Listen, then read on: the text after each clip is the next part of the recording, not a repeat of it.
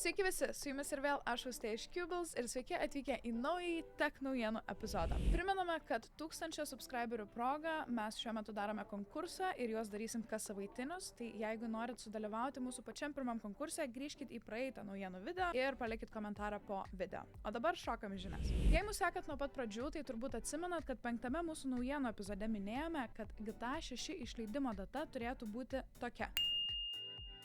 Šį video darėme iškart po to, kai tik išėjo pirmasis GTA 6 traileris. Jei kas dar jo nematėt, rekomenduojam pažiūrėti, kad bent kiek prasklaidytumėt tą liūdesį dėl tolimesnių naujienų. Pasirodo, remiantis naujais šaltiniais, išleidimo data nusikėlė net iki 2025 metų rudens. Ir tai yra už dar 1,5 metų.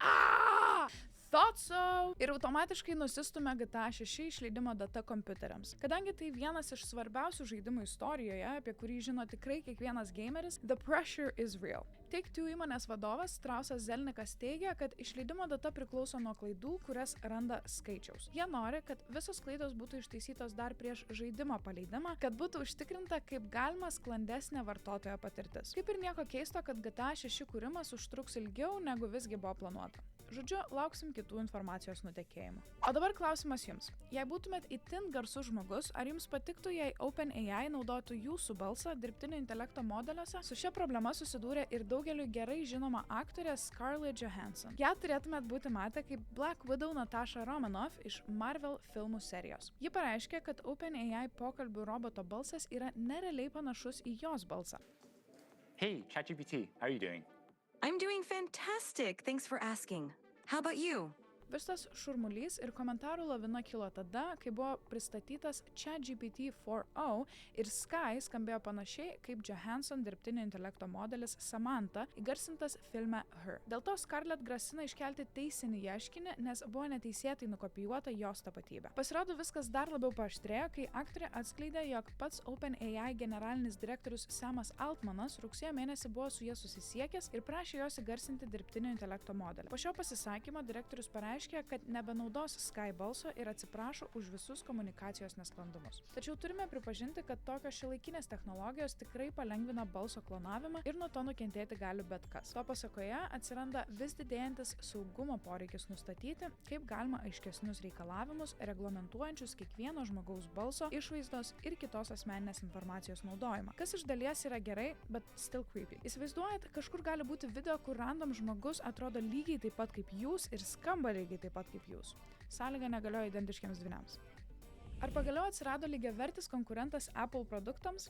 Kaip atsaką į prieš porą savaičių pristatytą Apple iPad Pro, Microsoft išleido naują Surface Pro 11 planšetę. Joje irgi yra 13 colių OLED ekranas, 16 arba 32 GB RAM, iki 1 TB vidinė atmintis ir 2K kamera. Teigiama, kad Surface Pro 11 yra net iki 90% greitesnė planšetė nei ankstesnė jos karta. Visiškai naujas Qualcomm Snapdragon X Elite procesorius, kuris bent jau bandymų duomenimis lengvai pranoksta MacBook Air ir MacBook Pro M3 procesorius bei iPad Air M2 procesorių. Bet spėjama, kad naujausio M4 iPad Pro procesoriaus vis tiek nepralenks. Baterija turėtų laikyti apie 14 valandų ir tai yra visa valanda ilgiau nei Apple iPad Air, tačiau 2 valandomis trumpiau nei iPad Pro. Žinoma, net nekalbėsim apie planšečių svorį ir plonumą, čia Apple visus mala į miltus. Žodžiu, konkurentai nespėja vytis Apple ir turbūt visi mažiausiai tikėjosi, kad iPadas iškart peršoks 2 procesorių kartas nuo M2 iki M4. Vienas iš privalumų, kad Microsoft Surface Pro 11 jau įmontuotas stovas, leidžiantis jį atremti jums patogiausių kampų. Surface Pro 11 galima iš anksto užsisakyti iš Microsoft internetinės svetainės, o jo kaina prasideda nuo 919 eurų su paprastu ekranu ir nuo 1380 eurų su OLED ekranu iki maksimalios 1933 eurų sumos už 32 GB RAM ir 1 TB SSD modelį. Visi modeliai bus juodos ir platinos spalvos, o kai kurios specialios planšetės bus Sapphire ir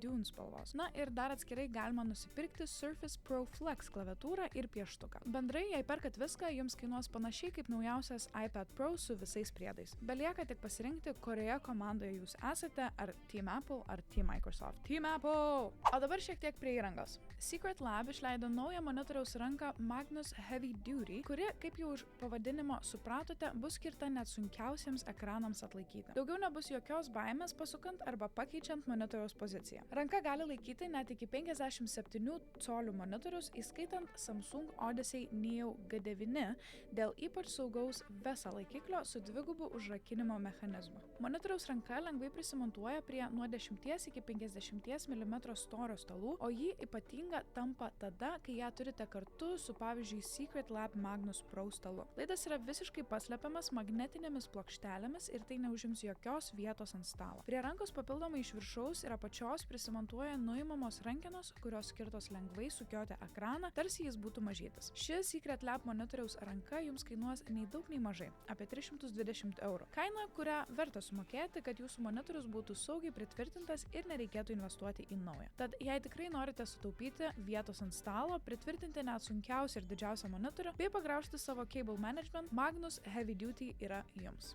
Pikantiškos naujienos. Jei kas esat buvę Vilniuje prie stoties, tikrai turėjote pastebėti didelį pilką apskritimą su ekranu ir kitoje ekrano pusėje vaikščiojančiais žmonėmis. Šis nenutrūkstamas tiesioginis vaizdo skambutis tarp dviejų skirtingose miestuose esančių kamerų, jungiančių Vilnių ir Liubliną, turėjo būti tarsi tiltas, kuris vienija žmones. Bent jau tokia buvo pirminė lietuvių menininko Benedikto Gylio idėja, prieš kuriant šį projektą pavadinta Portalas. Bet pasirodo, kad ne visi suprato jo tikrąją paskirtį ir prasmę.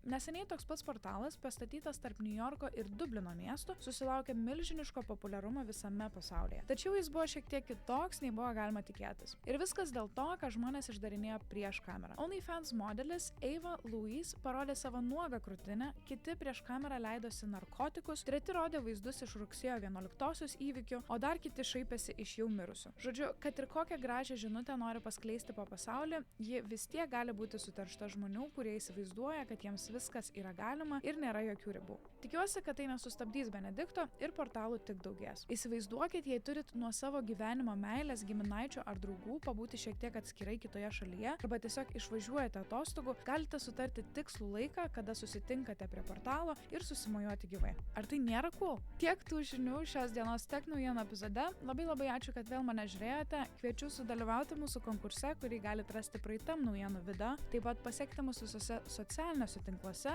pasubscribinti šitą kanalą ir susitiksim kitą savaitę. Ate!